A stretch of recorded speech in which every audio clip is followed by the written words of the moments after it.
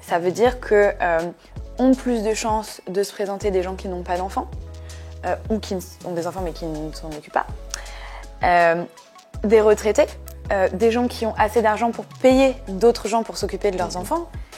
Mais tout ça, on a bien compris que c'est pas la France moyenne.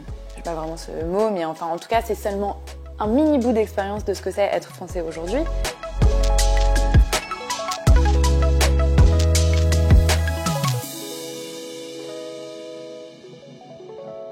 Bonjour Lumière. Bonjour. Bienvenue chez Blonde. Merci. Alors, est-ce que pour commencer, tu peux te présenter ? Je m'appelle Lumière, j'ai 29 ans et je viens de l'Ain, de Lannieux très exactement, où je suis retournée habiter il y a 1 an et demi et aujourd'hui je suis candidate aux législatives dans la 2e circonscription de l'Ain. Alors, qu'est-ce qui t'a donné envie de te présenter aux législatives aujourd'hui ? Plusieurs choses. Je pense que c'était vraiment une concordance de différents événements. Déjà, très perso, je me pose la question d'avoir des enfants. Et en fait, quand j'ai commencé à me poser cette question, je me suis dit il va falloir passer la 2e en termes d'engagement parce que je ne vois pas comment on peut... je ne me voyais pas, en tout cas, amener des nouvelles personnes dans ce monde sans avoir aucune notion de ce qui allait leur arriver. Donc ça, de manière très intime, ça a accéléré mon engagement et ça a créé une envie d'aller en politique. Ensuite, le Covid, où je me suis rendu compte que, en fait, on pouvait changer de société très rapidement et que même si on avait tendance à l'oublier, la politique, c'était des choix, en fait, c'était des priorisations et qu'on pouvait décider d'arrêter l'économie. Alors, c'est pas mon projet, mais bon, ça veut dire quand même qu'on peut faire des choix politiques très forts, des choix de rupture, où on priorise autre chose que le profit. Et en fait, c'est tout à fait possible, il suffit juste d'avoir le courage de porter ses choix politiques. Et enfin, c'est aussi l'aboutissement d'un parcours militant que j'ai entamé il y a plus de 10 ans, où au début, j'ai commencé à faire de l'associatif dans le milieu de l'égalité des chances. Moi, je viens d'un milieu plutôt modeste, dans un village, j'ai grandi dans un village de 200 habitants. Et quand je suis arrivée à Sciences Po, ça a été vraiment difficile, ça a été le clash des cultures. Et surtout, je me suis rendu compte qu'on était très peu nombreux à venir de petites villes, de villages, de banlieues, à être boursiers, boursières. Et en fait, je me suis dit, c'est pas possible que cet endroit de pouvoir où on va créer la loi, mais pas que, aussi où on va diriger des associations, où on va être fonctionnaire, ne soit fait que de gens qui viennent de villes ou qui viennent de milieux privilégiés. Et donc, j'ai créé une association qui s'appelle Optimiste pour permettre à plus de jeunes ruraux et périurbains de rentrer à l'IEP et de s'y épanouir aussi, parce qu'on s'est rendu compte que les inégalités ne s'arrêtaient pas au concours.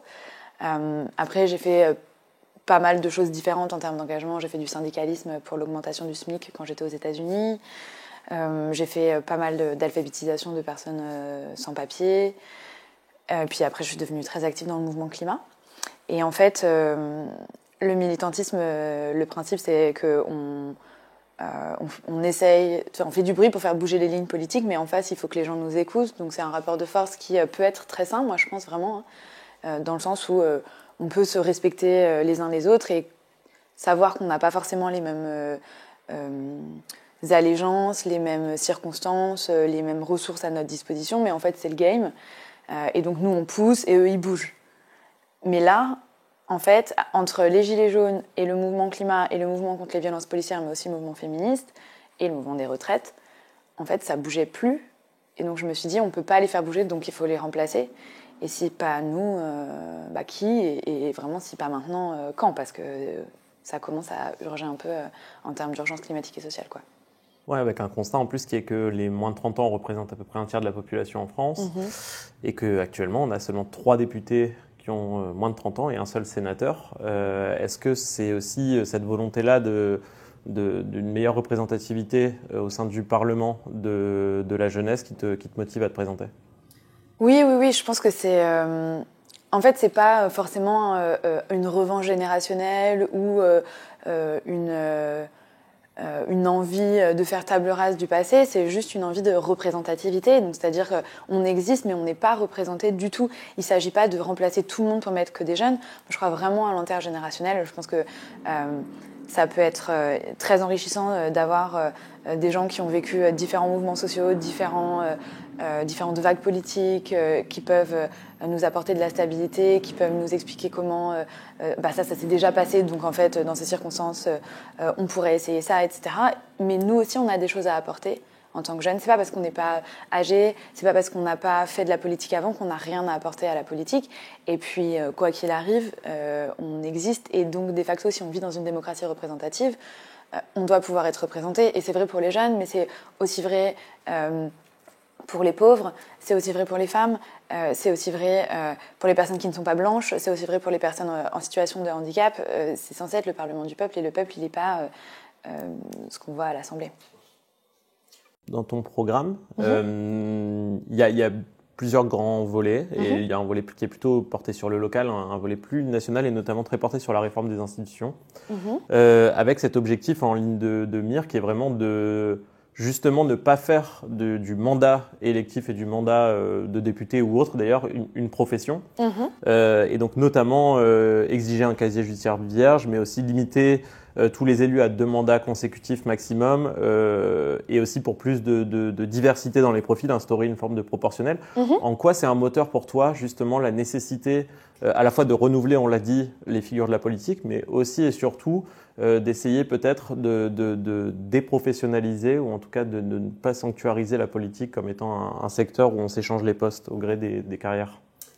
Parce que la politique, ça a des impacts très clairs sur la vie des gens. En fait, je pense que beaucoup de gens qui ont du pouvoir oublient ça. Parce que pour eux, ça n'a pas d'incidence.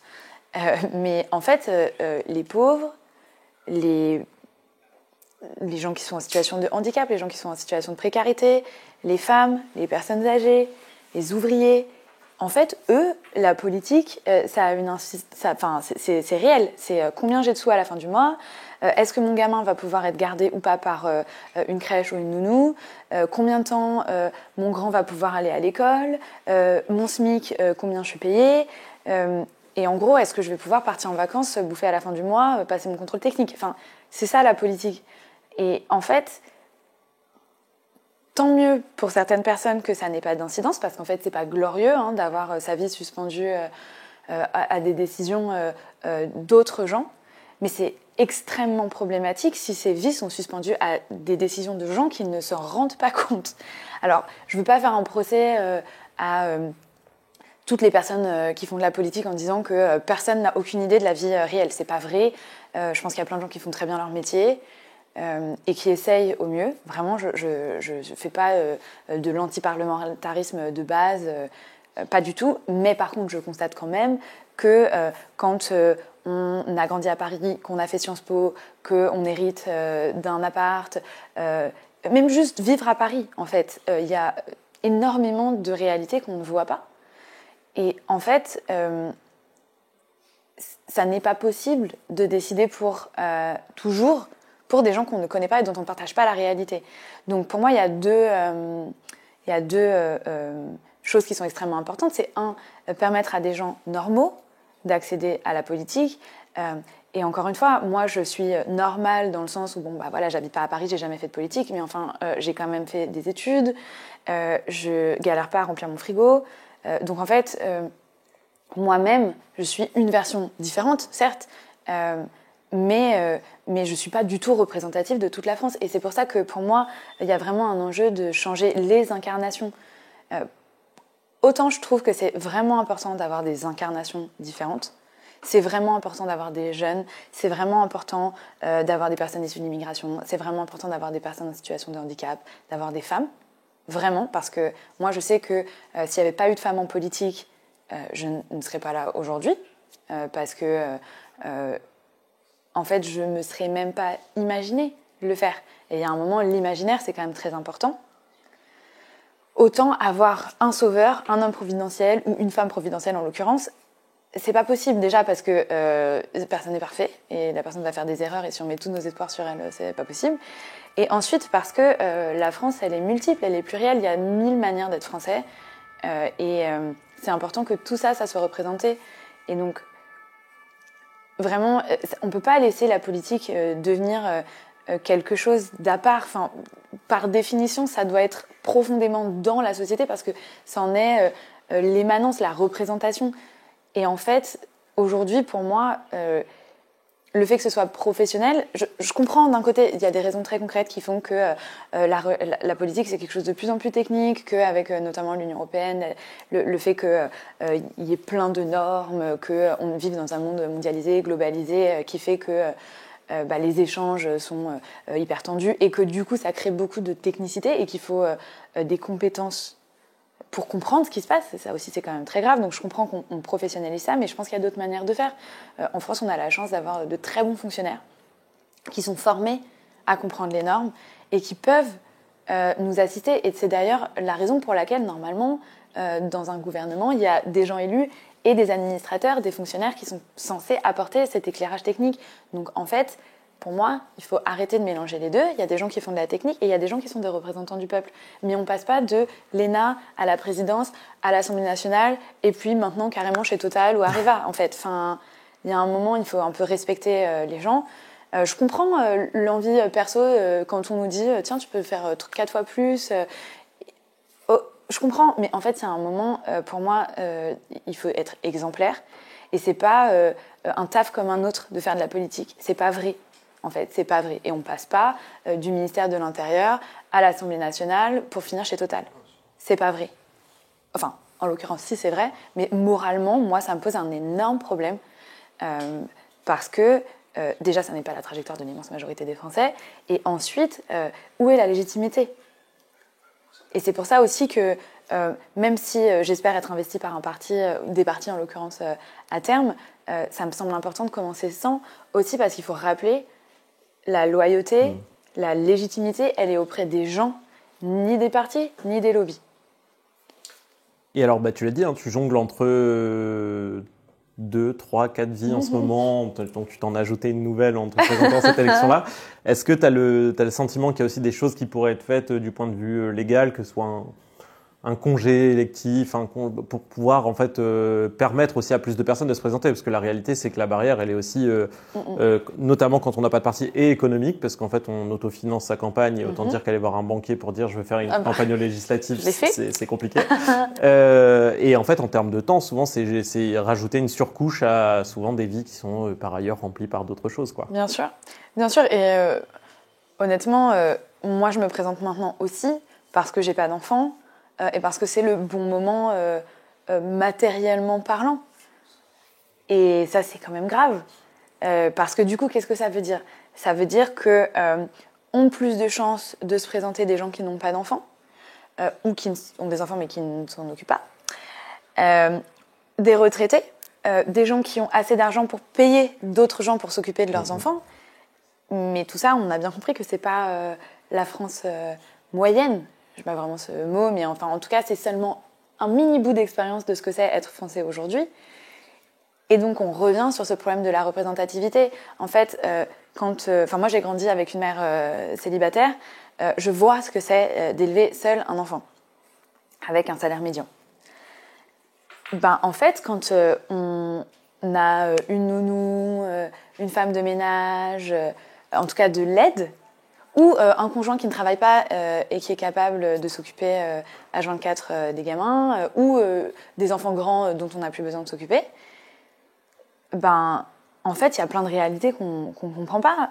Et donc, moi, avoir des gens qui font des lois, qui vont décider littéralement de la vie ou de la mort ou du bien-être de personnes dont ils n'ont aucune notion de ce que c'est, leur réalité, leur quotidien, il y a un moment, ça me paraît vraiment problématique. C'est pour ça que je pense que l'expérience, c'est très important, la compétence, l'expertise, mais l'expérience vécue, c'est important. Il y a des choses qu'on ne peut pas expliquer. On ne peut pas expliquer ce que c'est d'être pauvre quand on ne l'a jamais vécu. On ne peut pas savoir ce que c'est d'être une femme quand on ne l'a jamais vécu. Et c'est pour ça que c'est important qu'il y ait des gens de partout qui fassent ça. Et donc, encore une fois, moi, je ne suis pas une experte, je n'ai pas toutes les réponses, mais par contre, ce que je peux dire pour le vivre aujourd'hui, c'est que le système est fait pour que seuls des gens qui ont des ressources financières, des ressources matérielles et des ressources de réseau puissent se présenter. Parce que sinon, c'est un parcours du combattant. Et encore, je rappelle, encore une fois, je suis auto-entrepreneur, donc je travaille quand je veux. J'habite dans un endroit qui coûte assez peu cher par rapport à d'autres. J'ai un conjoint extrêmement soutenant et j'ai pas d'enfant. Et j'ai pas de maladie, et j'ai pas de handicap, et j'ai pas de dette. Ça fait beaucoup de conditions pour pouvoir se présenter, quand même, je trouve. Merci beaucoup, Lumia. Merci à vous.